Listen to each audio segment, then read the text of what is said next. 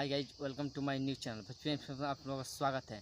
आज हम बात करने पावर स्टार पवन सिंह के छठ के गाने के बारे में, जो फाइनली कल रिलीज होने वाली है।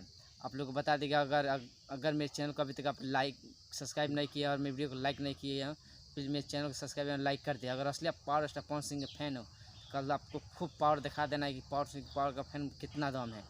आइए हम वीडियो अपना स्टार्ट करते हैं। हाय दोस्तों, मैं आप लोगों को बता दूं कि कल मैंने आप लोगों को बोला था फाइनली कि पवन सिंह की छठ गीत के आने वाला पोस्टर आ जाएगा लगभग शाम तक। फाइनली वो पोस्टर आ गया है आप लोगों के बीच।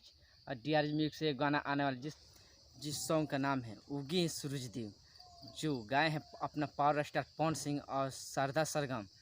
जो कि ये गाना कल 25 तारीख को रिलीज होगा। अभी टाइम नहीं बताया गया कि कितने बजे रिलीज होगा। आप लोग को बता दें कि यूट्यूब पर ये गाना आते ही धमाल मचा देगा।